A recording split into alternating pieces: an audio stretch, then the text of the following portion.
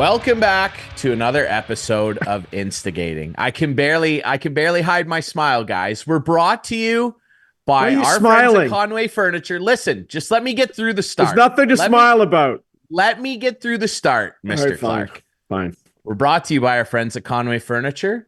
We're brought to you by our friends at Larry Hudson Chevrolet Buick GMC and the Listowel Squash Courts. Now, Ryan Drury here alongside Christopher Clark. And of course, we're very pleased to be joined by our good friend, the host of Homestand Leafs, which all you Leaf fans should listen to, Albert Vartanian. Albert, how are you, sir? I'm doing all right. Well, why are you so happy today, Ryan? Yeah, I'm not happy. I'm laughing because I can't. You know how people say if I didn't laugh, I'd cry?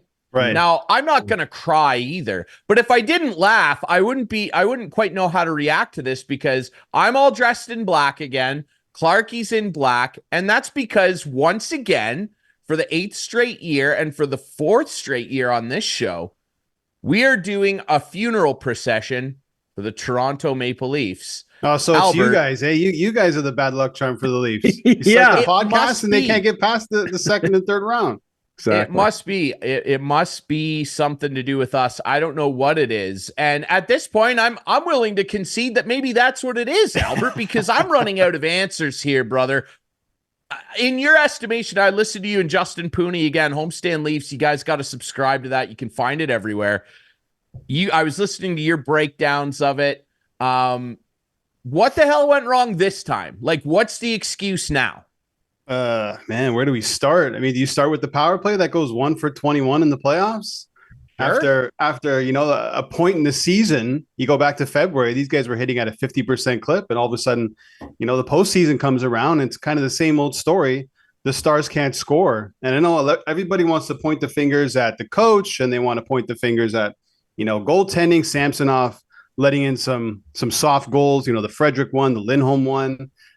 Injuries, illnesses, but the one constant has been the lack of goal scoring for the Toronto Maple Leafs in the postseason. It's you can't even make it up.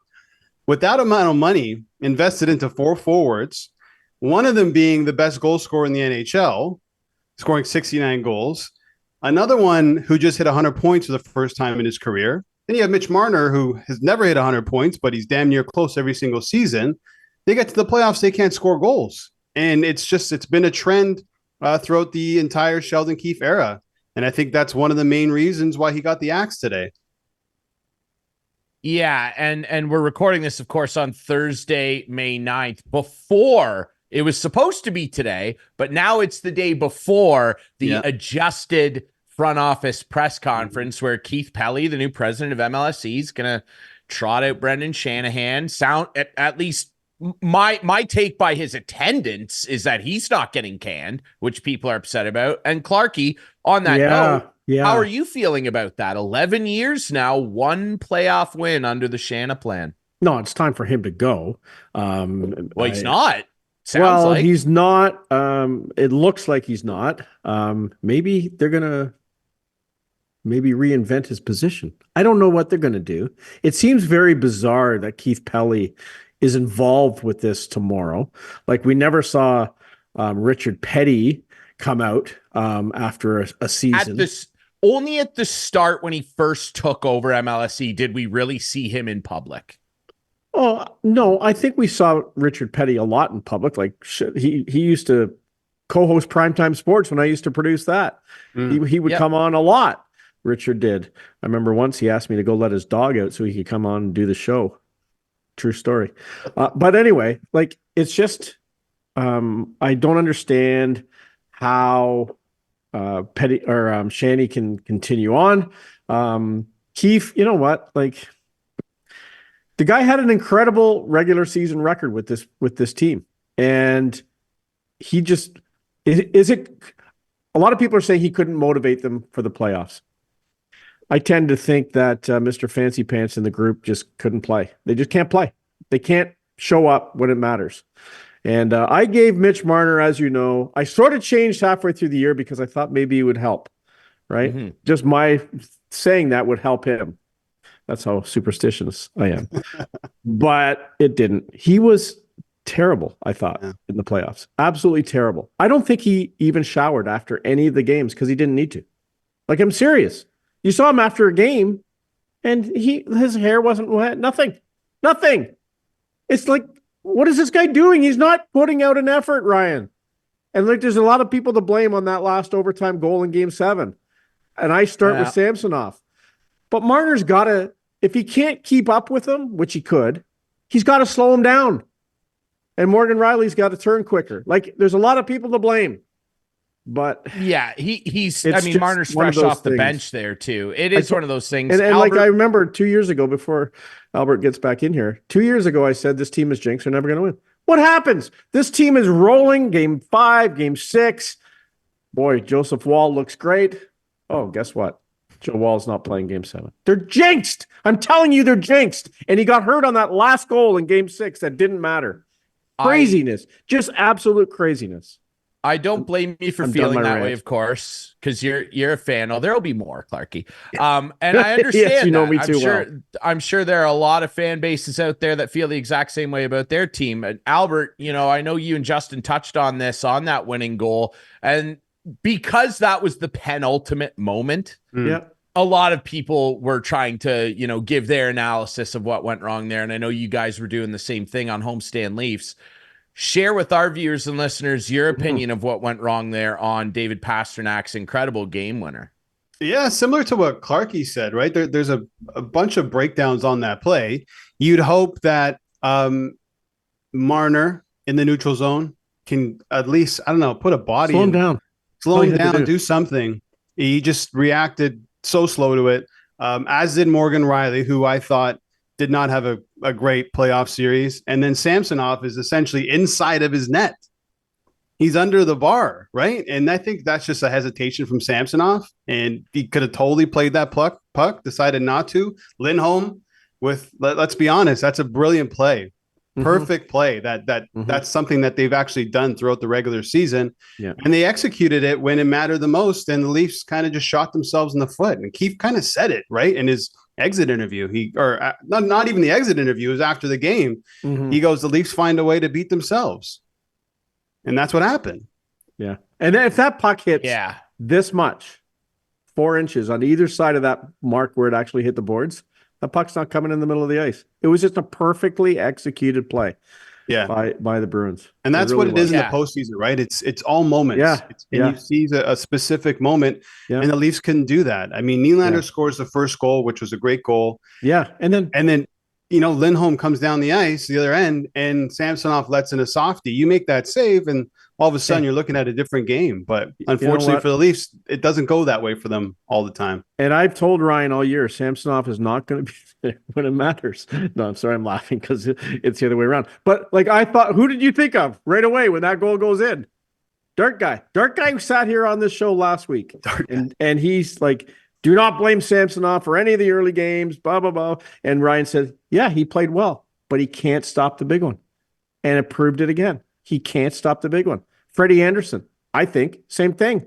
He can't do it. They're going to pull him, it looks like, for Game 3.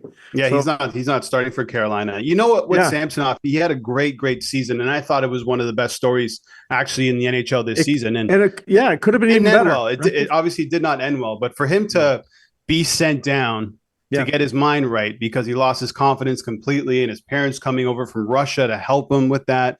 And then coming back and bouncing back and having those fantastic games before the All-Star break against the Winnipeg Jets. You remember that 2-on-1 or 2-on-0 against the Jets, and it was Sammy. It looked like he was trending in the right direction.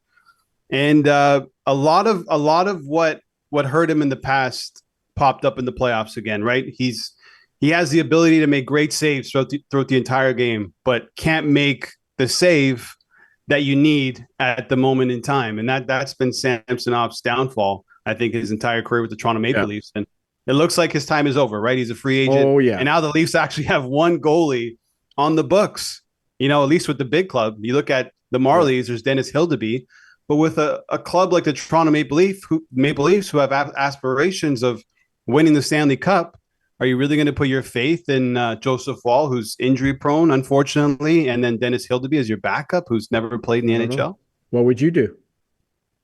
Oh, if it was me, I think they got to look at their list of priorities here. And number one, I think, was making a decision on the coach, on Sheldon Keefe, and they already done that. Okay, what's next? What's happening with Brendan Shanahan? I agree with Ryan. He's going to stay. If he's at that press conference, shoulder to shoulder with the president of MLSC and the general manager, he's going to be with the team in some way. I don't know what way that is. He still does have 1 year left on his contract. Yeah. So there's that. Does his role get moved? Maybe, but we got to find out what's happening there. They got to get a coach and then start making some decisions. Are you going to roll with Wall or not? I love Wall, and I think he could be a really good goalie. But there's a serious issue with injuries in his history, because it's not just at the NHL level. With the Marlies, he missed like 8 months. He had a shoulder issue that turned into an ankle. It just seems to keep popping up. He got injured earlier this season. Yep. You want to put all your eggs in that basket?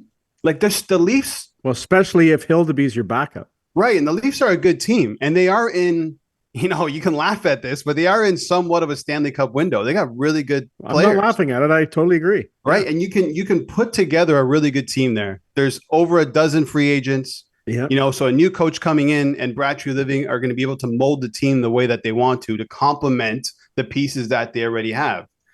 And one of the most important pieces that you need to look at is in between the pipes. So I would say go out there and try to find the best goalie available. That's hard to do. You look at Nashville, maybe UC Saros. If the Nashville Predators don't want to sign him, I think that they do. Barry Trotz has said they're going to talk to him. Do you look at Markstrom in Calgary? Because outside of that, when you look at the free agent list, boys, like, it is not pretty. No. A couple of guys at the top of that list are coming off the books of the Leafs. It's Matt Murray, it's Ilya Samsonov. Yeah. And then who else? There's Stolars and just guys that you won't trust as a true number one. So maybe go after a true number one if you can via trade market, or try and put together your best 1A and 1B and hope for the best. And I would say you're absolutely right. That is a key contributor of what they got to look forward to going forward. But what do you do with Mitch Marner? Because he is the one who myself and the rest of the fan base has been all over, and justifiably so in my mind. Do they try to approach him and say, hey, you're going into your contract year. We want to move you. We want to move on. We're not going to re-sign you. Will you let us waive that no trade, no movement clause? Because if not, you're going to play in the third line and you might get 60 points. How do you like that going into your contract year? Yeah. I don't know. Keyword is try, Clarkey, right? I mean, he has all the power. They gave guys no move clause. I was just going through their cap friendly, and it's like everybody essentially has a no move clause. I know. David Kampf, why does a force I know. have a no move, a full no move? Yeah. Go look at Boston. Charlie McAvoy doesn't even have one. But you got David Kampf on the Leafs who's got a no move. Anyway, that's David Kampf. No shade on him. I'm just saying I don't understand why he has a no move. Yeah. When it comes to Marner, listen, he has the right to say screw you. Yep. You know what I mean? You guys gave me the no move. Here I am. Yep. I'm not willing to move. I want to stay here. I like playing for this team. I like playing in this market, even though maybe I find that hard to believe because he doesn't really enjoy being in front of the media. And we're hearing some really strange stories about him and security and pressuring media. I don't know if you guys caught that, but no, fill us in. Can you fill us in? Yeah. So on the James Myrtle podcast on The Athletic, the Leaf Report with Jonas Siegel, James Myrtle was saying something that Marner's camp has blackballed him. And there are times where Marner's security group has, pressured media, harassed certain members of the media. That's all that was said. This came out a couple of days ago, and I'm just surprised no one else is really talking about it because that seems like a pretty big story if that's the case. Well, Steve Dangle, I know, had some problems with his. Ask Steve Dangle what he thinks about. Okay, yeah, this is the first I'm hearing about this, camp. Right? This is the Steve first I'm hearing about trouble this. like I'm like, a year. How is no one looking into this, right? Yeah. Anyway, back to the Marner thing. I'm of the belief that nothing is going to change. I'm surprised that Sheldon Keefe was fired, considering they wheeled him out for a press conference. I thought, okay, well, it looks like he's going to come back. I thought that was poor form from the Leafs, letting him hit the podium and do that, unless he wanted to do it knowing that there was a chance that he was going to get fired. I don't think he's a stupid guy. But when it comes to the core four, I don't see Tavares going anywhere. He's in the final year. He's making $11 million. He has the C. His family and kids are here. Why move? Unless the Leafs can retain some of his salary and make some sort of deal where he wants to go. But it's in the player's hand. And when it comes to Marner, I mean, it'd be great if he can come off the books, but I don't know why the player would say yes to that. I mean, if you look at recent history of some players who decided to waive the no trade, we had that this season, I think, with Tarasenko in Ottawa. He was willing to move his to go over to Florida. But then you can look at some recent history where you look at Torrey Krug in St. Louis, similar to John Tavares, family and kids. They asked him to move his no trade. He said, absolutely not, stay with the team. Bobrovsky did the same thing in Columbus. Linus Ullmark almost moved at the deadline, but wasn't happy with the geography of the team and said no. So I think the Leafs are going to probably have a similar situation. Unless Marner truly feels that he's not wanted here, he's completely uncomfortable with the media, then maybe they can work something out. But I just don't see it happening. Yeah, well, I mean, he feels like they're treated like gods there, so I don't know why you'd want to leave that, right? I mean, I will say, sorry, Ryan, to cut you off, but that gods comment, please. It was definitely the wrong time. It was tone deaf, read the room. But I understand what he was saying. You play for the Leafs, you're on a pedestal. And I think that's what he was trying to say. It just came out at the wrong way at the wrong time. And this is a guy who's just not comfortable in front of the cameras and the microphone. Here's the thing about all that too. Like, I see a lot of people being very critical of him specifically for that. Right. No one would care about that. And he wouldn't have to take these very childish, petulant approaches to certain media members that he doesn't like with his security team. If he would just perform up to the contract standard that, remember, guys, he fought tooth and nail for alongside his dad and agent for himself. Mm-hmm. He's the one that said, I'll hold out and I won't show up at camp unless I get $10.893 million. And no, I won't sign for 8 years. And the Leafs at that time, they're probably kissing their lucky stars right now that they didn't get 8 years, because they'd have given it to him at the time. Mm-hmm. But now there's a year left.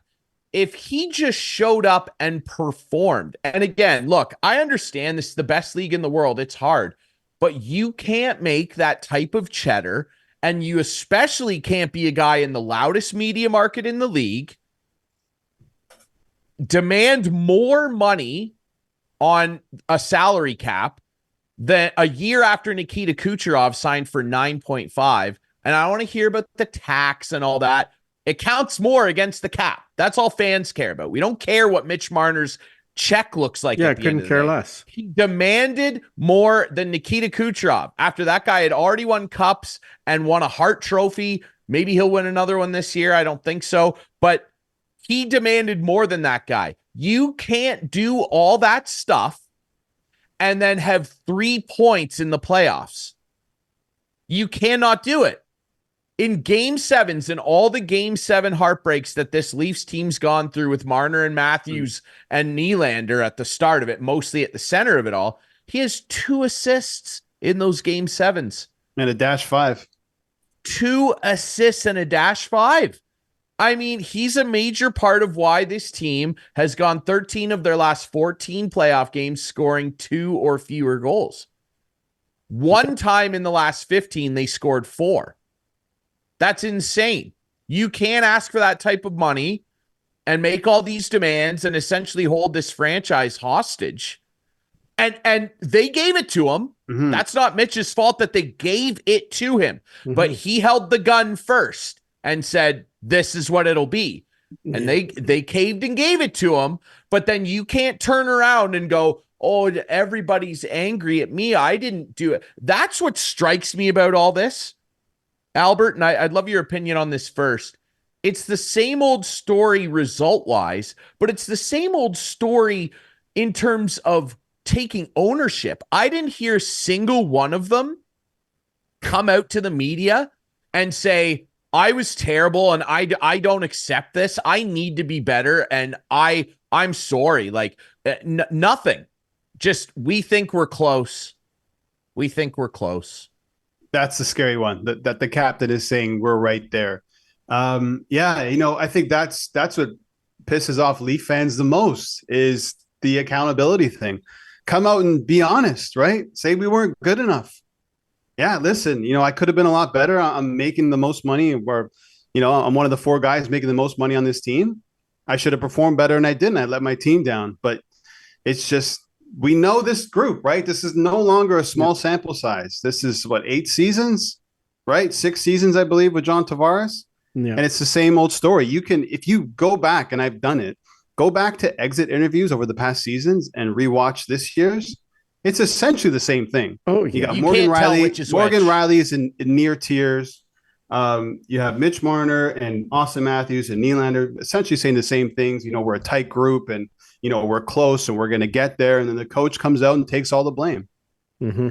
Just rinse and repeat with the Toronto Maple Leafs. Unfortunately, I want to see mad instead of sad. I want to see them pissed off, and you know what I mean? None of them are. Like, you want to see, and that's the problem. Right? That's basically. Basically. Yeah. McKinnon, they don't have it in them. They don't. Any of those guys that would lose, and they'd go out and just be so angry. And again, I hate to do this to you, Clarkey. Like every year, Ovi, everyone, he's the problem. At least Ovi showed up and put points up and was a point per game player in every series that he was in, aside from this year as a decrepit old man. At least he showed up every year and had 10 points and said, they lose in game 7 to the New York Rangers. Ovi had 10 points, but he would sit there and go, I wasn't good enough and I need to be better. Where's any of that from these guys? There's no attitude. No, the only one who took it was the attitude. Keefe's the only one who owned up to it. Keefe's the only guy, and he put out, Albert, you referenced it earlier, that special statement on Twitter from the Lakeside, thanking the Leafs and thanking the organization and all that, and the fans. I thought that was an incredibly classy thing to do because, again, he is paying the price, much like lots of coaches we've seen over the years paid the price for star players making lots of cheddar, not coming through and getting the job done. And the coach is always the one that gets the short end of the stick. Yeah. These guys have literally become, I don't consider myself an expert in anything. These guys, if you want to learn how to lose and lose in crushing, heartbreaking fashion, I wish they just had a loss in game 5. Experts. A lot of people have said that to me. Albert, do you feel that way? Sorry, say that again, Clarkey? I wish they just had a loss in game 5. Oh, I've heard a lot of Leafs fans saying that too. I'll be honest. I thought games 5, 6, and 7 were the best playoff games I've seen from this core and underneath this Sheldon Keefe era. I really believe that. No dispute. They played but it just made it more painful going to game 7 and losing in overtime again. Again. Yeah, no, it makes it worse. It makes the blow feel a lot harder than it was. But it's so interesting that Keefe loses his job the year where he probably puts together his best year as a coach, I believe, based on what he had to go throughout this entire season, right? Well, you have Joseph Woll, who you want your number one to be starting this season, starts really well, has an injury. Samsonov comes in, the guy who helped you win a round for the first time in however long, and then he kind of loses it between the ears. Now you're kind of stuck. What do we do? Do we go with Martin Jones? Do we go with the guy in the Marlies? Our defense is falling apart. Morgan Riley doesn't have a great year. The number 2 in TJ Brody took such a dip this season to the point where he played one game in the playoffs. And then, the forward group, you had William Nylander had a great year. He had a few dips. Mitch Marner wasn't great. He went through injuries. Morgan Riley suspended. Questions about what's going to happen during the trade deadline. All this stuff. Are they going to make the playoffs? And they did. And Sheldon Keefe had to deal with a makeshift defense. He had to hope that Ilya Samsonov can somehow put it together and get his team to play the best way possible. And then he gets to the playoffs. The first 4 games, not so great. And then I don't know what happened. A switch just flipped on and they started listening to him, I guess, and started playing some really good defensive playoff hockey, albeit in front of a really good goalie. But a lot of that comes down to the coach. And obviously on the flip side of that, you're like, well, okay, there's some positives, but the power play was 1 for 21. The penalty kill wasn't great. Okay, before we let you go, there's a vacancy.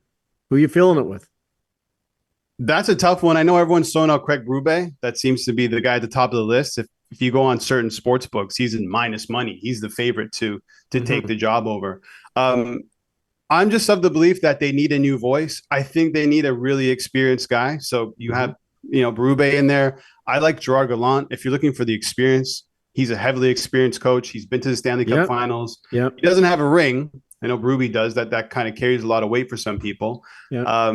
But I think this core needs someone who's been there, done that, somewhat of a hard-nosed guy.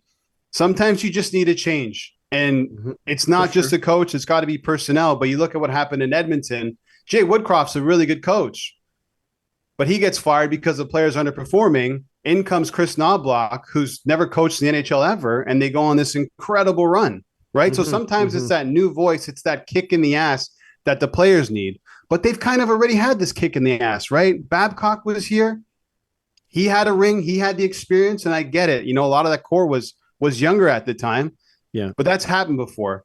So you're hoping now, okay, they've matured a little bit. They're older. They've grown into themselves as players and as Toronto Maple Leafs. Maybe all they need is that little kick in the ass to get over the line. But there's a lot that needs to be done, boys. You're looking at goaltending. There's over a dozen free agents, defensemen.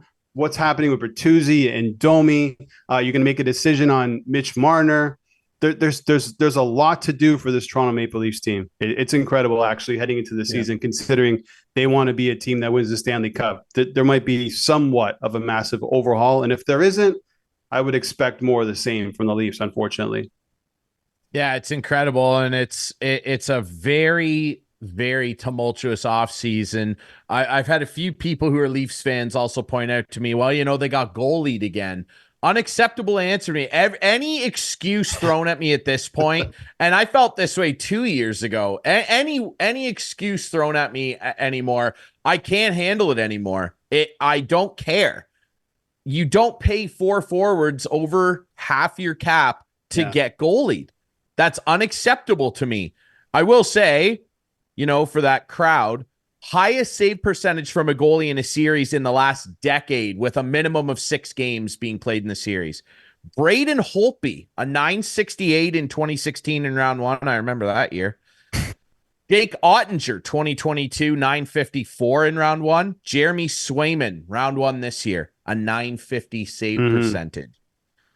Pretty incredible. Also, the Leafs, the second team in MLB, NBA, NFL, or NHL history, North American sports, to make the playoffs 8 straight years, but win only 1 playoff round. The only other team to ever do that was the 80s and early 90s Buffalo Sabres. Yeah, that one stings, eh? There is some truth to that being goalie thing, though. I know it's not an excuse, but you have Swayman, you have Bobrovsky, you have Vasilevsky, you have Carey Price. Those 4 goalies goalied the Toronto Maple Leafs. I'm not saying that that's the excuse, but they do run into some unbelievable goaltending.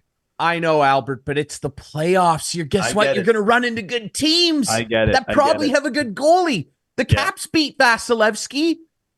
Come on here. Well, the Leafs beat Vasilevsky too. I know what Albert's saying. They have, It's just their division is one of the toughest in hockey. Like you look at the other games, especially around, it's like I can only wish that it's one of the toughest now. It is. I do think that they found something in the last few games in terms of how to play. I know it was under Sheldon Keefe, but it's just it was a different Leafs team. Like they wanted it more at certain times. It's just unfortunate that it came down to one moment that kind of screwed them over. But it looked like they figured it out a little bit. They played like crap in the first 4 games. That's the problem. Especially game 1 and game 4 inexcusable.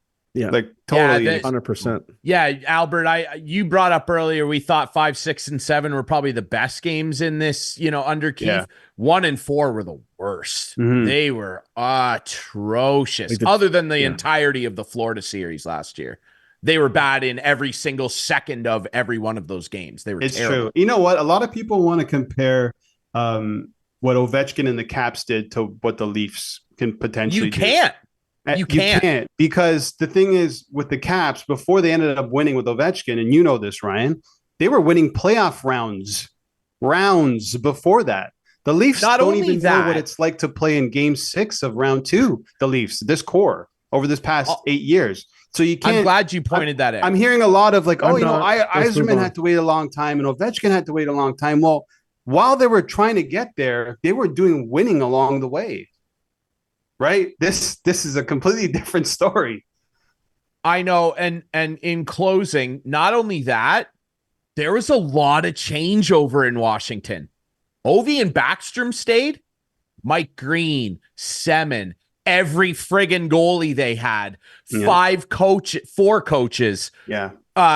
So many. You got to keep rolling the dice until you get it right. Sergei Fedorov, Arnott. Like, there was a lot of change. Mike Knuble. They didn't have no move clauses, and they were able to change their roster. Yeah. Just quickly, sorry, Ryan, just quickly before you go, like there has to be some sort of ruthlessness from whoever's in charge. Whether that's going to be like a Pelly and Tree Living combo, you have to look at Vegas and look what they've done. Marc-Andre Fleury, you are fantastic. See you later. Max Pacioretty, see you later.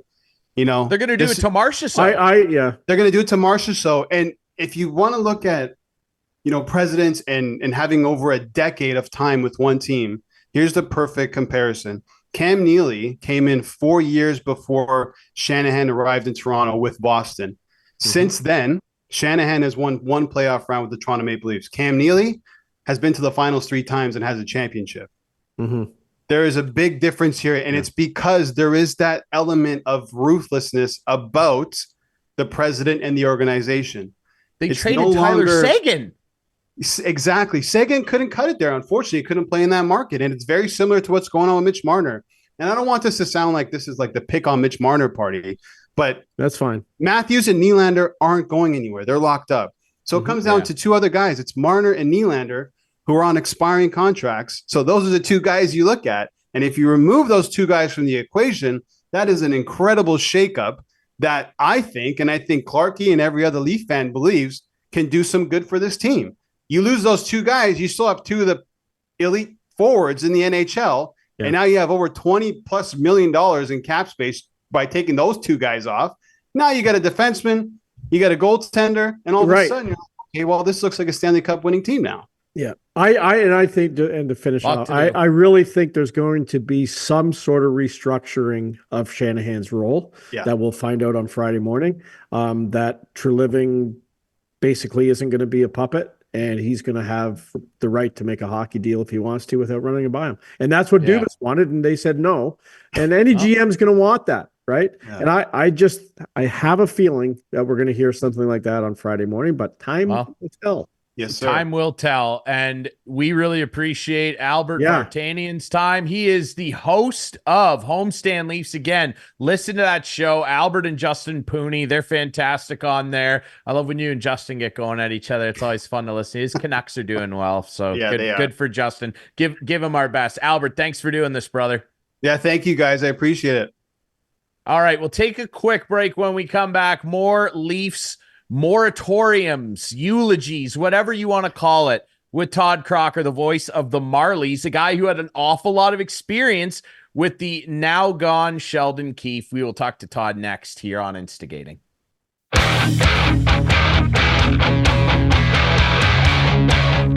Welcome back to Instigating with Clarkey and Drury, brought to you by Conway Furniture, our friends at Larry Hudson, Chevrolet Buick GMC, and of course the Listowel Squash Courts. Thanks to our friend Albert Vartanian from Homestand Leafs. Find the podcast on all your favorite apps. For joining us in the first segment, and as promised, a man who's got a lot of experience watching the early parts of Sheldon Keefe's pro coaching career, and a man who knows the Toronto Maple Leafs and that organization, and in particular the prospects that are on the way very well. The voice of the Marlies, Todd Crocker, joining us. Todd, how are you, man?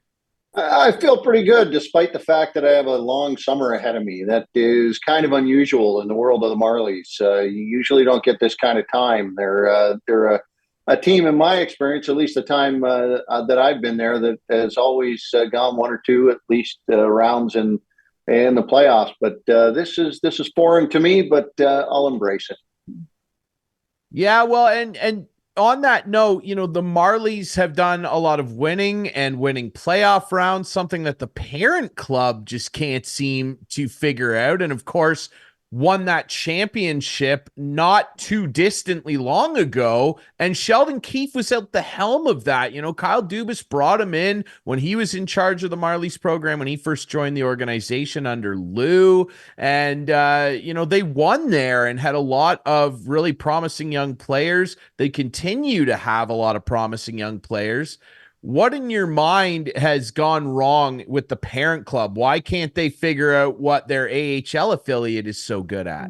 Well, there's two parts to that, and I think the first part is you got to give just a little bit of credit to the fact that there are a number of other teams that are interested in also winning the Stanley Cup and also being a part of it, and those teams were awfully good during the time that Sheldon Keefe was trying to get his team past that first round. So you run into Tampa, you run into Boston when they're at their best. The year that Montreal did it, that's fateful. I don't know. Sometimes I look at that one and think that was the one that got away. I'm sure he does too. But I also think that there's part of that has to be, and a pretty significant part of it that has to say, look, that's game 7 in their building. Like you've got to say that that's why you play, to get home ice advantage. And nothing to me spoke more to that than how the final goal was scored. But aside from that, aside from the opponents year in, year out, I think one of the things that was difficult to get by was to find that right mix in the end that really had time to gel, put together, and get going forward. And I think sometimes that club had a group, and still does have a group, that is invested year in, year out. And then you've got to get some guys along for the ride that feel like this thing is a bit of a juggernaut, that it can go after that. And then figuring that out from a coaching standpoint, from a playing standpoint, from a room standpoint, it's not the easiest thing in the world to make happen if you've changed out a significant amount of parts. Todd, I remember we had you on back in November of 2019. Have we been doing the show that long, Ryan? Like, it seems like a long time ago. But I remember asking you before we actually got on the air, and I said, what can we expect from Sheldon Keefe? And you said a Stanley Cup. Well, I never got it, so I'm holding you responsible. But why do you think he couldn't get them across the finish line? Well, first of all, there's a lot of answers to that. But one of the answers that I'm going to sound like such a Leafs fan here. That's but fine. That's fine. We can have misery together. Yeah, one of the answers is, what kind of luck has it that William Nylander isn't available in the beginning of this round? What kind of luck has it that Matthews isn't available and then isn't 100%? What kind of luck is it that Joseph Wall doesn't get to play? Not that goaltending was a problem in the final game. I just found that year in, year out, and I know other teams go through this kind of thing, but when you win and you go through it, it's easily forgotten. When you lose and you go through it, as a fan, you internalize that like somehow it is building up on you year in, year out. Like, there isn't a curse. I don't believe in that kind of thing. But just the string of like absolute bad luck that has befallen this team is the one thing that I think to myself, there's no coach in the world that can coach you out of a situation, not in hockey. The game starts, and as a coach, you have very few options in front of you as how you can affect the outcome of a game. You can change the goaltender, you can flip your lines around, you can mix up your people a little bit, your line combinations. Outside of a few things, it's not like you can all of a sudden say to yourself, you know what, we're going to go back and we're going to draw up an entirely different way of doing things. It's not football, where every play you are trying to exploit something that is happening on the other side. It's happening so fast that all the coaching that goes into it is, I don't know what percentage it is, but I'm going to say it's 80% happens before the game even starts. And so for me, I think that part of the game is the absolute strength of Sheldon Keefe. I saw it firsthand. His preparation is like nobody's business. And getting that group and this group going forward in the future over that next step. Somebody may end up looking like a hero here, but there will be a lot of work that has been done by Sheldon Keefe and the staffs that he has had and the support staff that he's had around him that will have contributed to this. Oftentimes, the person who crosses the finish line is the person who gets the medal, but there's a lot of people that deserve it too. Mm-hmm. Yeah, it's interesting. And, Sheldon is a guy that, we were talking about this with Albert in the last segment from Homestand Leafs. And again, he just ends up being an inconvenient fall guy to me. And I have no doubt he'll land on his feet and coach again. There's rumors already that the Devils are sniffing around him. I think the guy's a very good coach. Listen, people don't maybe recognize this. Sheldon Keefe won significantly at every level before he got to the Maple Leafs. When I first became aware of him in terms of the coaching scene, I remember watching him play, of course. When I first became aware of him, he was coaching the Tier 2 Junior A Pembroke Lumber Kings and won 4 of 5 championships. He turned that, and that franchise wasn't very good when he arrived. He turned them into a wagon. And then, yeah, absolutely. And bought into it too. And then he moves up and joins Kyle in the Sioux, turned what was a pretty tough few years in the Sioux into a very, very good team, joins the Marlies, wins a title, gets to the Leafs. And it bothers me when people say, well, Sheldon Keefe couldn't pull this off. Again, I just think that this is squarely at the feet of these players, particularly the ones that get these legacy contracts when they have no legacy and they don't pull through and do it. And Todd, I understand, the bad luck and Matthews is sick and Nylander across the entirety of these 8 playoff years. It's just built up. There's a lot of excuses getting tossed around. I know. And I'm just I'll be honest, Clarkey, and I didn't say this off the top of the show. I'm bored of doing this show. I really am. We've done it too many times. I'm bored of doing this Leafs eulogy, and I'm not even a fan. I'm so bored of this, Todd. These players can't seem to get it done.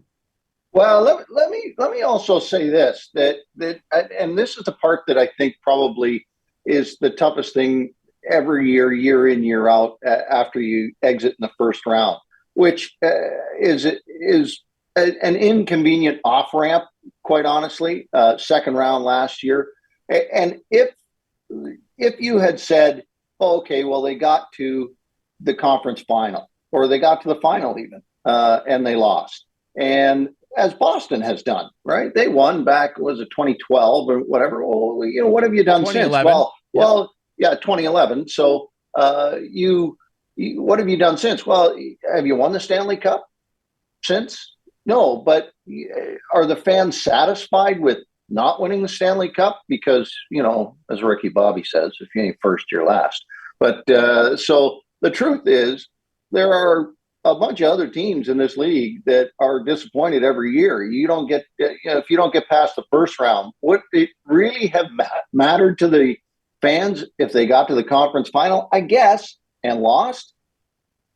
They'd still be calling for blood at that point too, depending on how they lost, depending on who they lost to. So I don't know. I kind of feel like where you go out is a little bit like pulling the goalie when it's 5-3. It's like, well, who cares if it's 6-3? Who cares if it's 7-3? Just pull the goalie. Let's just see if we can make something happen here. So, in one sense, who cares if it's the first round or second round or third round? You're in it to win the Stanley Cup. And they are a team. This is going to sound odd because I do agree with kind of the narrative that has come along. Like, they're not close, but they are close, because I don't think anybody can take a look at the 16 teams that are in it and not say that 12 of them could win the Stanley Cup, maybe even higher. Right. I saw it this year in the American League in our division, the North Division. 7 teams, 2 didn't make it.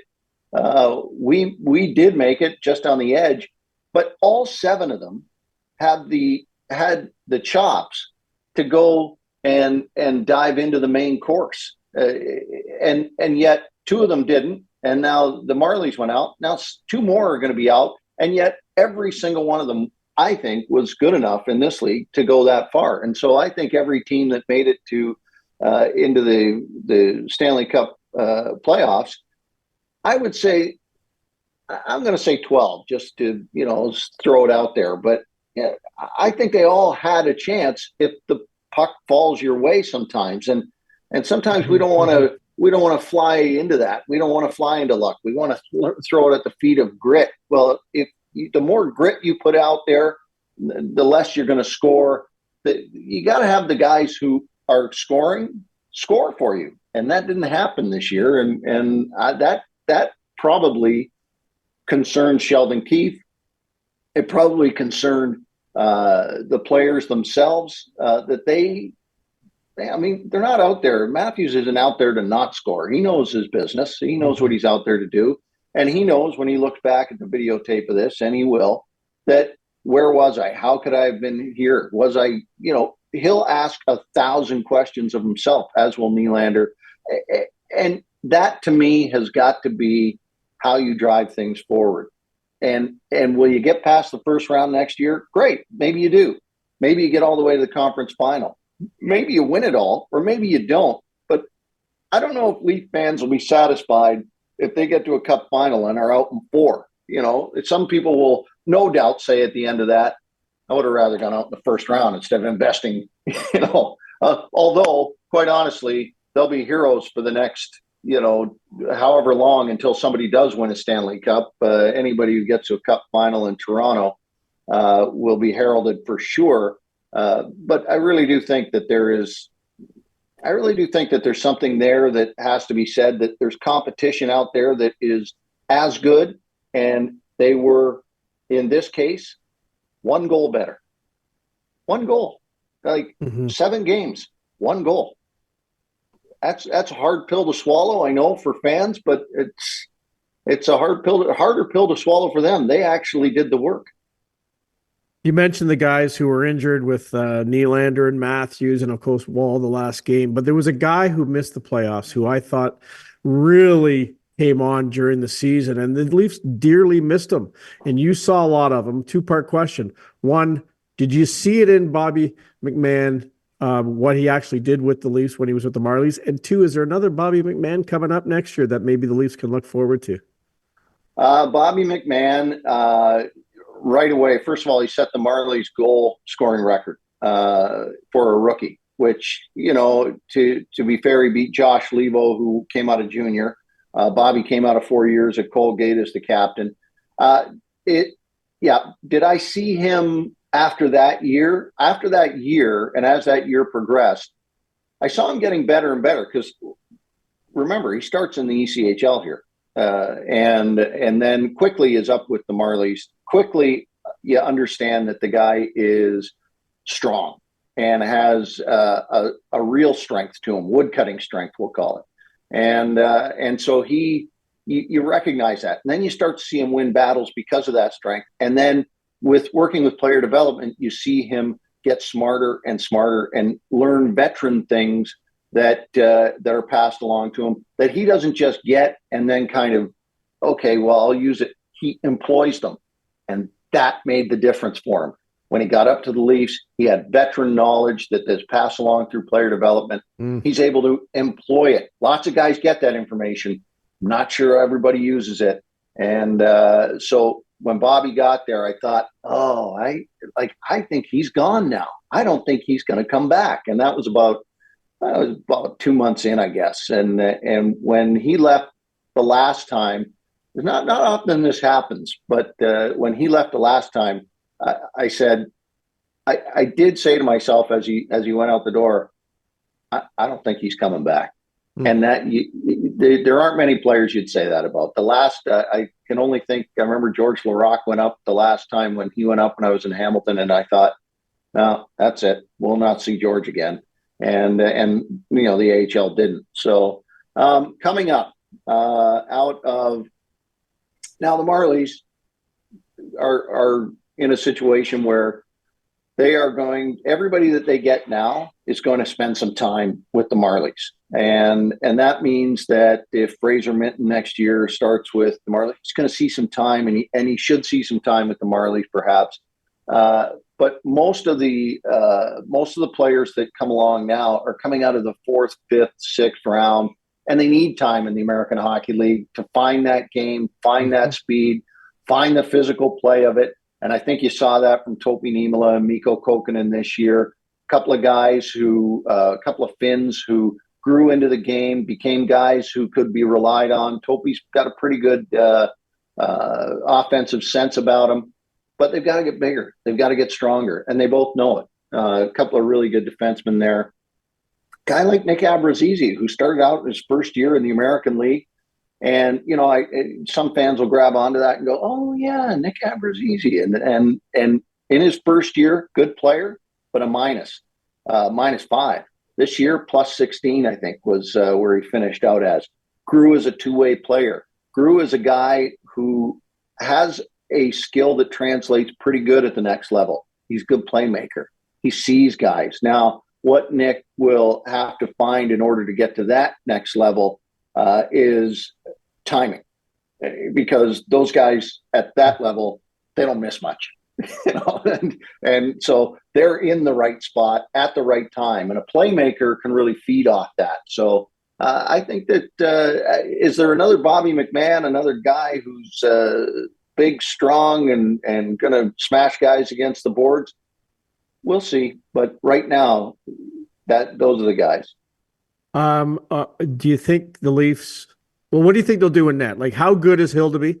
And do you think they would consider a Wall-Hildeby combo next year? Because there's no one else right now. No, I don't think right away. Although, Joseph Wall came into the Marlies, and he set all kinds of records for that you don't want. And like career all-time Marlies record for yikes.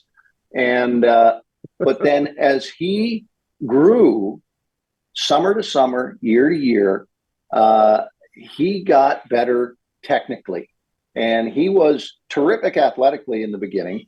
That doesn't work at this level. It doesn't work at the next level. You have to use that as your backup, not the first thing that you're going to do. And so Joseph was a smart player, and he's going to be that player. Dennis, his size he's 6'7". He's one of the only guys when I do an interview who looks down at me. I'm like, wow, this is what it looks like for other people. But he's pretty solid. And here's the other thing that I like about Dennis Hildeby. Is he going to be ready for day one? Maybe not day one, but he's going to be ready at some point because he's solid.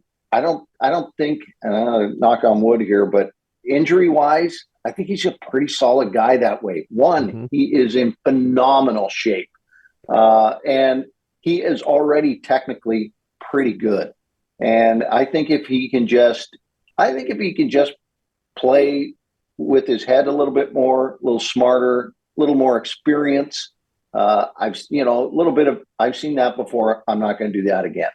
And I think, working with Hannu Toivonen has done him wonders, absolute wonders.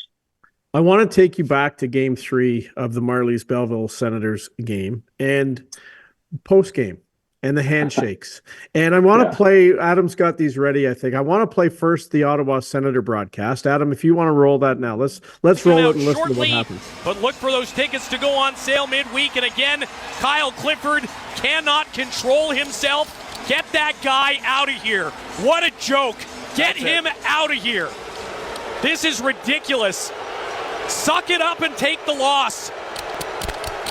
Okay, so that's the Sens broadcaster. Now let's flip over to Todd Crocker calling it from the Marlies' perspective. Adam? Game winner in overtime, just 2:37, and now Imama and Kyle Clifford get into it. And first of all, I will tell you that Volko Imama said some horrible things the other night on the bench to Kyle Clifford. And Clifford comes over, shakes hands with David Bell.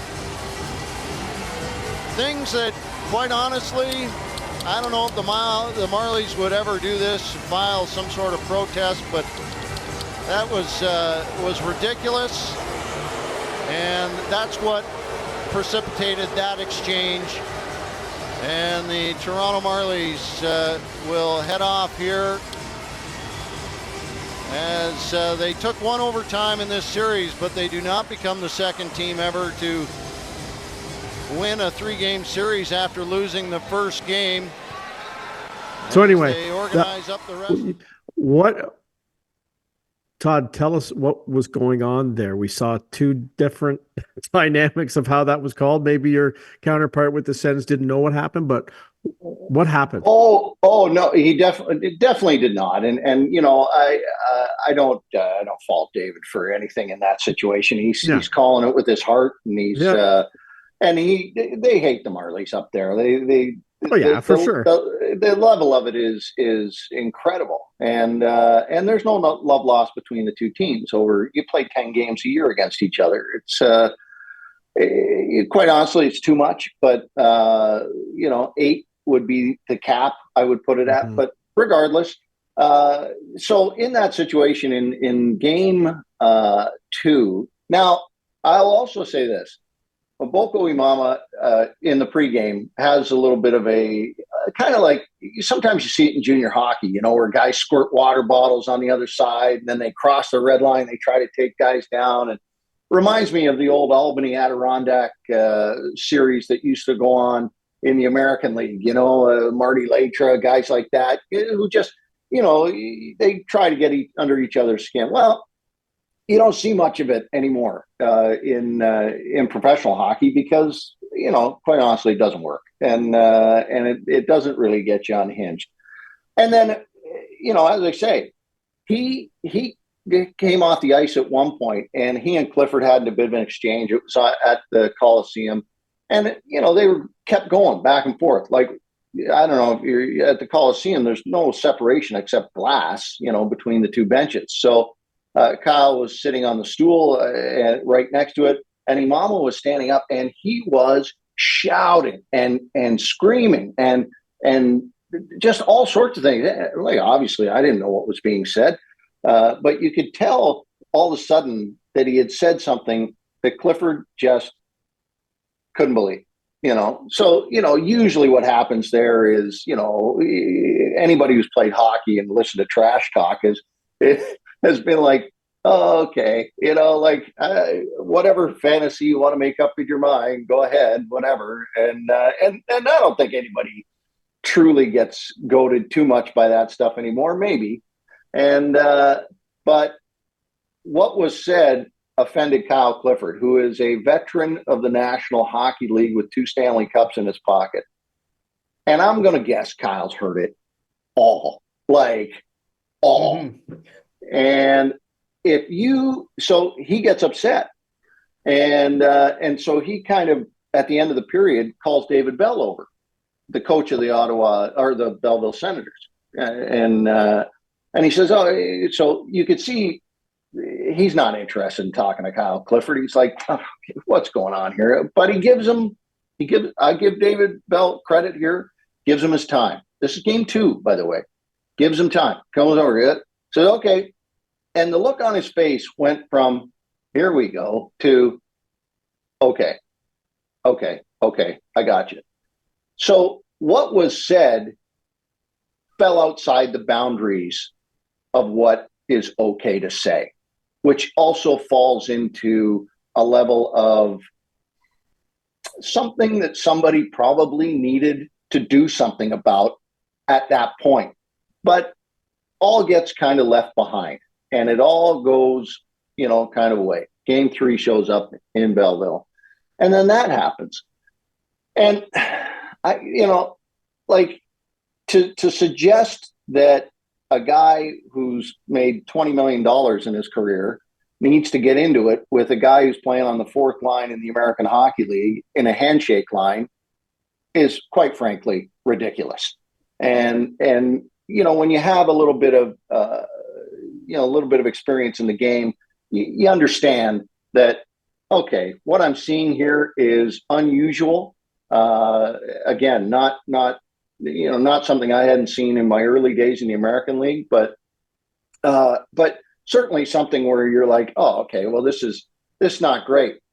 But the fans deserve some sort of explanation that is maybe just shy of actually saying what exactly was said, because that's up to Kyle if he wants to push that forward or push that narrative forward, and it's up to the Marlies as well if they wanted to go to the league. I suppose they could have gone to the league and said, hey, this level is not okay to say something about. But I'll leave it to them. But I got to tell you, when you move outside the boundaries of what gets said in a hockey rink, you are way outside the boundaries of what gets said in normal conversation. Yeah, it was quite a thing, and I saw a lot of people speculating online about it. It's, I don't know, some of the stuff that was getting thrown around online, I certainly hope that some of that stuff wasn't actually said, but you're right. I mean, Cliff, like, that dude's been in the battle before. I mean, you think back to those LA series with Chicago and Vancouver, like battles, right? And like, for him to do something like that, I felt the same way when I first saw it. I thought somebody said something to that dude. I don't know. Tough situation for sure. And not something like, hey, we beat you. Yeah. Like, no. Something really offside. Very personal. Everybody can accept that. It's like, okay, you're going to be like that in the line. Well, fine, whatever. We shake hands, we go our separate ways. But we're talking about things that I just and I see people who defended it or whatever. I get it. You gotta sell tickets. You gotta. This guy's got to be on your team. You got to have all the oars in the water. It's the playoffs, 100% all the way around about it. But, everybody finds their high water mark. That's all, that's what I'll say at the end of it. We'll see what transpires as next season rolls along from here. Mm-hmm. Mm-hmm. Yeah, we'll see. Well, we all hope that the Leafs can finally find a high water mark, Todd, and we really appreciate your insight and your thoughts on it. I really don't want to do this show again next year. I'm really sick and tired of it, man. I'm bored. So let me ask you this: just like, would you mind doing the show if it were a conference final that the Leafs went out in? Is that a different conversation, or is it the same conversation, just a different timeline? I think it probably. I don't accept anything but a Stanley Cup. Like, I don't think or a Calder Cup in my case. But like, that's what you're in it for. I've been lucky enough to call 4 Calder Cups, and I got to tell you, you call it when you're part of a championship team that does championship things. I called a Game 7 that the Bulldogs lost, or called a series there where the Bulldogs lost in Game 7, and it just was devastating. And then a win that they had. I called a neutral game between Texas and St. John's, which was fascinating and interesting. And then the Marlies win in a Game 7, decisive win in a Game 7.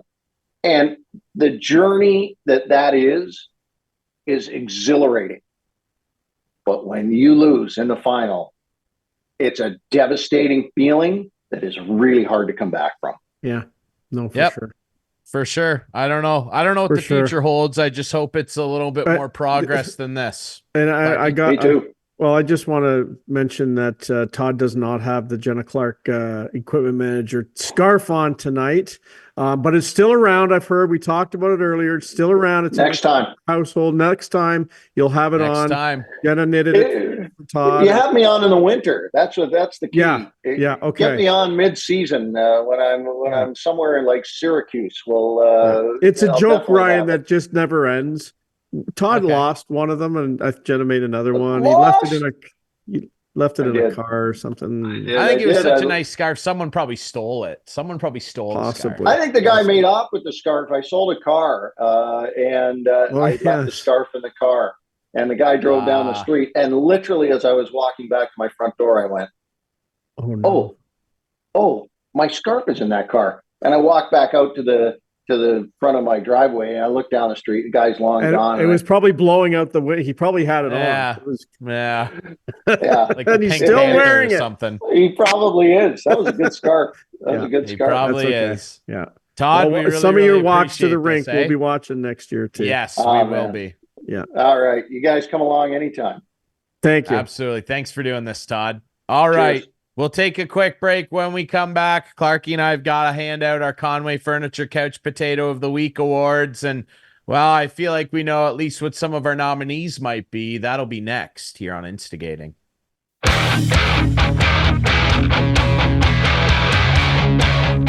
Wrapping things up this week here on Instigating with Clarkey and Drury, brought to you by our friends at Conway Furniture, Larry Hudson, Chevrolet Buick GMC, Listowel Squash Courts, thanks to Albert Vartanian of Homestand Leafs. Find the podcast on all your favorite apps, just like this show. And our friend Todd Crocker, voice of the Marlies, for helping us dissect another real fun Toronto Maple Leafs playoff run. How about that? 40 years. What's that all about? Larry Hudson's? 40 wow. Years. 40 years. For Larry 40 Hudson. years, unlike the Toronto Maple Leafs, ladies and gentlemen, for 40 years, Hudson's has had it. That special thing. Clarkey, tell them. Has had it. I like that. I like that a lot. We've and had right it with now, the Maple Leafs. With tell a purchase. Us. Free hat with a purchase. Wow. Come on in, get yourself you can come by, Ryan, too, and I'll get you a hat. Okay. Okay. By. I don't even need to buy a car from you. Well, you do, but I'll sort of, cheat the backdoor deal. Yeah. That's exactly. A sharp bucket. Exactly. That's a sharp bucket. It is. New logo. How about that? New old Hudson's logo. Has it. But right now, Larry Hudson's, today was an exciting day because we got in a delivery of the new Chevy Traverse, the 2024 Chevy Traverse, all new redesigned. Wow. It's amazing. It's really good. And another brand new redesigned GMC Acadia Denali. Oh, talk about a nice looking vehicle. This thing has an iPad that's like bigger than I don't know. I should know this, but it's so brand new. I don't know the exact dimensions of the screen. That's okay. But this thing is huge. This screen in this vehicle is unbelievable. And I will say I've seen the inside of it. I've seen the inside of them. It looks like you're taking off to space, like you're going to the space station. It's an incredible looking cockpit. Yep. But we've been waiting for these vehicles. They arrived Thursday. So they're there. If you want, you can find that one. One of them sold already, quick. But you can still come and take a look, and we have more coming in. So get your name on one that's coming in. Come and see me or your sales rep, and let's get her done. Larry Hudson's. Hudson's has it. Yes, Hudson's has it because the deals are hot. They are hot. The deals are always red hot, unlike all of the Leafs' top scorers. Okay, really quick now. Let's do this. What about change hats? It's time now. Look, before quickly. Because we did this for the first round. We got to go. Last year, Clarkey, you had a really good. You had a really good first round. I did. You had a really good first round last year. In terms of last picks. year, yeah. Not. I was going to say you outpicked me 7. You outpicked me 7-4 this year. This year, I crushed. The only team that I got wrong was the Toronto Maple Leafs. Really? They That's kept the me only from a perfect one bracket. Yes. Oh my gosh, I didn't even realize that. I won 7 of the picks, something that the Leafs can't ever seem to do. Anyway, so you got 7 this year. I had 7 last year. That's right. Yes, and it was the Leafs that killed me last year. No, they won last year. Sorry, no, they won. That's not true. No, that's not true. Last year you got killed by who was it last year? I don't know. Doesn't matter. It's irrelevant. Round? Let's move on. We're late. Boston. We gotta go. Boston hurt Boston you. Lost. It was Boston. Okay, quickly here. Second round picks. I can go first if you like, go. Clarkey. Let's go. I've got them. Round 2, Rangers in 6. That's my pick. As we take a look, those are the reviews. So I have Rangers in 6. Look at the live graphic there. Rangers in 6. Give me Florida in 5. Which is still alive at the time of recording. Florida in 5. Boy, Boston thundered them, and then they thundered them right back. Yeah, it's going to be good. That. Dallas in 7. I'm sticking with them. I picked them to win the cup. Give me the Dallas Stars in 7. We're out of control. The graphics are out of control here. Also that, though. I love them, though. They look great. I'm sorry, Oilers fans. Give me the Canucks. I'm riding Artur Sheilov. Wow. She loves you. She loves She you. loves you. Yeah. The newest Beatle. How about that? So Vancouver, Canucks. Dallas, Florida Rangers. Okay, interesting. How about that? Mr. Okay. Clark. Yeah, well, a little different. I think you're going to see a couple of changes from yours. Let's not worry about the first round nonsense. 1, 2, 3, 4. I was 4 for 4. But let's go. We have Boston and Florida, and because they beat the Leafs, the team who beats the Leafs always wins the next round. So I'm picking Boston, and I think it's going to be 6 games. So there we go. Okay. Boston and 6. We'll see what happens there. The Rangers, they're up 2-0, and I picked the Rangers before that, and I see the Rangers winning that. We should preface this, Clark. We made these picks before the round started. Yeah, sure. Yes. The Rangers, I can't remember how many I said, Adam. Can you reveal it? Did I say 6 games? 6 games. Rangers in 6. And you know what? I think it would be quite awesome to see a Boston Rangers conference final. 2 original 6 teams. Get Phil Esposito out there dropping the puck for both teams. Okay, in the West. Brad Park. Sorry, Adam, but I see it like the like Ryan sees it, and I see Dallas winning, and I think I said 7 games. In 7, and the Oilers, there should be no reason they lose, except if maybe they blow a 4-1 lead. Boy, what team did that once before? 4-1 lead. I see the Oilers winning in. Oh, I guess it's not going to be 4. Well, too bad. 5. I can still get the team right. Thanks, Adam. There we go. Change that, producer. That was right on the sneaky devil. spot. That was amazing. So there we go. So my difference ones are Boston and the Oilers. The Oilers should win.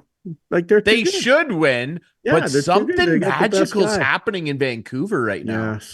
Yes. Something magical's happening out there with my buddy Rob Krellin's Canucks. Your Canucks. Do you think the Leafs will hire a coach right away? And do you think it'll be, and real quick here, we don't have a lot of time. Will it be Berube? I think it will be Berube, but it'll be announced after the draft.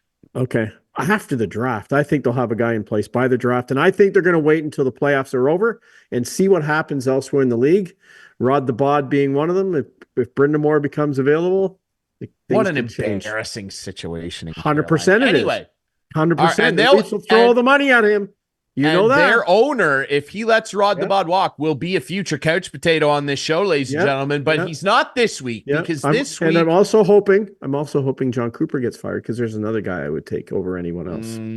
Not sure if that's going to happen. I don't know. We'll see. Really quickly here, our friends at Conway Furniture, Highway 86 East End of Listowel. Look, you go in there, you want to join the couch potato movement, get a brand new love seat, a couch, lots of things in there for your home. It's not just all about the furniture. It's about a lot of different things. That's right. Kitchen sets, tables, everything. And you know what? I already said it, but our friend Phil Main can tell us, where's Conway Furniture, producer Adam? Conway Furniture, Highway 86, just east of Listowel. That's right. That's where it is. And when you go in there, everything in there. And the price includes HST and delivery. And you're going to probably see Ryan Drury there quite a bit now because from what I read, there's going to be a fry bus in their parking lot. A fry truck, chip truck. That's what I hear. So check your local listings for that. I'm ready to burn a hole through this ridge wallet, ladies and gentlemen. And then you can sit on the couch and be a potato after you eat your fries. It ties in perfectly. Potatoes, fries. I swear to God, they did that on purpose. That's what our friends at Conway Furniture do. Their attention to detail is second to none, and they'll take care of you. They say, these guys have been doing a couch potato for so long. Let's get some potatoes out in the parking lot. 100%. Can't wait to see you down there. I 60 cent list. I'm proud of myself. Can you tell? It's something. Clarkey, what do you got let's here? Go. I'm ready for this show. Let's go. It's a little longer this week, I think. So let's get ready, Adam. Here we go. My couch potato is, you know what? I really did like this guy, and I'm sad to see him go. Sheldon Keefe, and he had this message after he was let go by the Leafs. Time has come to say goodbye. Writing down a note and sending it out didn't seem like enough, and I do plan on taking a little break from media, so here I am. I'm forever grateful for the opportunity to coach the Toronto Maple Leafs. It's a dream come true for a boy from Brampton.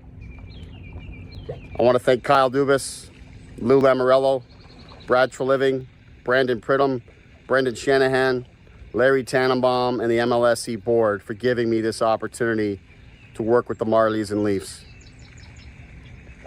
I didn't get it done in the playoffs. I didn't help push our team over the line and deliver. I accept responsibility for that. No excuses. That's the job. I didn't get it done. It's the reality of the business, and I accept it. To the players, I appreciate all your efforts. Your talents and your work ethic made me look good on a lot of nights. Anyone who suited up for blue and white, I appreciate you. To the support staff of the Maple Leafs, you're tremendous people and you're elite at what you do. Players and support staff will drive the team to success. I believe it will win. Leafs Nation, you deserve your Stanley Cup. Your passion at home and on the road is unmatched. It's an incredible honor to coach the Maple Leafs, to try to deliver for you. To the media, I had to deal with you every single day, sometimes twice a day, 3 times a day. I appreciate your process. I respected the fact that you're honest and fair and had a job to do. I hope you appreciated the fact that I helped you do it. I don't know what comes next, but I know I'll be ready for it. In the meantime, I'll enjoy giving my family the time that they deserve. Love you all and be well. Wow. I get sad when I saw that. I was sad. I really was. Me too. And again, because the guy got kicked, down the curb because if he had guys who could freaking play, he wouldn't be in that position. I do not blame the coach, but I do say they need a new voice. So unfortunately, he had to take the fall. Yeah, he bears responsibility, but at least he had the fortitude to come out and say it. Yeah, I say the balls. And none of the players did that. None of them. None. No, zero. I Mr. really, Fancy Pants can get out of here. I like Sheldon. He seems like a good guy. My respect for him went through the roof with what he said in that message. It really did. Yeah. He's going to land on his feet. There you go. My couch potato. He's going to land on his feet. Sheldon Keefe, good luck to you, buddy. Good luck. Good luck to Sheldon.